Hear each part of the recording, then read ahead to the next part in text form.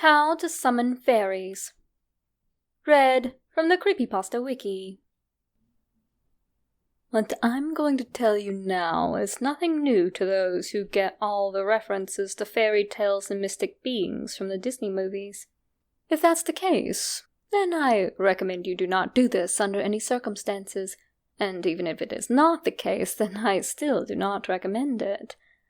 For what I am about to tell you is how to summon fairies, and, although it may not sound so bad, I can assure you that it is very dangerous, especially if something goes wrong, but let's save that for later.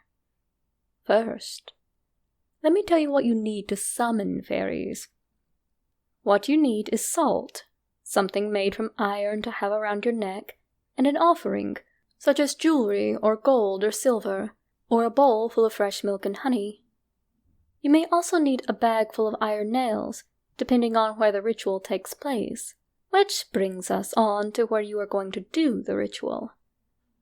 The ritual shall be carried out in a forest near a naturally formed ring shape, such as a number of fungi, rocks, or trees that grow in a ring without any human laying them or planting them in that way. It does not matter what kind of wood it is, but the older the forest, the greater the chance that you get the desired result. If the natural formed ring is close to a stream, river, or something like that, you'll need to have a bag of nails with you.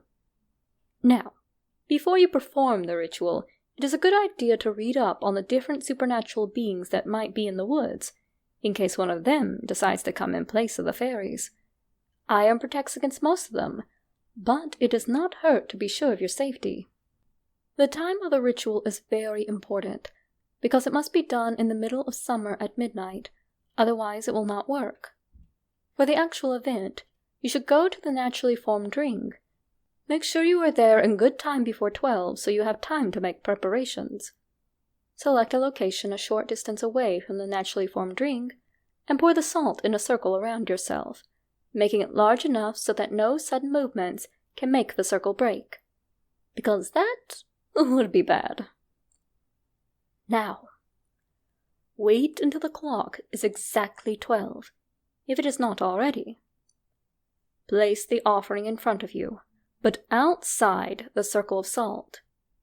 Close your eyes and say with a clear and confident voice, "House of," say your last name, but not your full name, because then they will have power over you, and there is no way to protect yourself against it. Has come to bring you a gift. If this gift is accepted, please show yourselves. If you've done everything right and they accept your gift, you will see them as soon as you open your eyes. They will be exactly as you have imagined, but do not believe it. It's just a disguise, a glamour, as it is also called. The salt reduces the power of their glamour, as it should reduce the urge to go up to them and touch, so it will be easier to stand against it. It may also be that you are a person who has the gift to see through glamour spells and will be absolutely terrified by what you see. If so, please do not run from there, because they will hunt you down and hurt you because you have insulted them. If you manage to survive it this far, you will receive an offering from the fairies. If it is anything to eat or drink, humbly refuse it by saying something complimentary and self-degrading, such as, "You are too unworthy to eat or drink something so pure and royal." You will do yourself a great favor that way. After you have turned down their offer of food or drink, they will offer you to participate in a game of guess what. If you have never played the game before, it goes to this. One must describe something it thinks of in one word, and the other will try to guess what it is by asking different questions. It might sound simple, mainly because of the fact that fairies cannot lie, but they are experts at bending the truth. If you win the game, you will get a gift, but if you lose, you will get a mission that will probably not be pleasant. When the game is over and the winner has decided it is time for you to bid farewell, It is now when you really get to know if you have succeeded with the ritual or not. Say the most humble goodbye you can, then close your eyes, turn around, and step out of the circle of salt. Remember to keep your eyes closed the whole time. Once you have stepped out of the salt circle, you can open your eyes again. If the ritual functioned as it should have done, and you have done all things right, then you should be able to go out of the woods unhindered. If you have performed the ritual near a stream, you might then see a beautiful white horse in front of you. Throw the bag of nails in the creek and run for your life as you've just met a brook horse, also known as a kelpie. And your life is in danger, and it does not matter if you've managed to summon the fairies or not.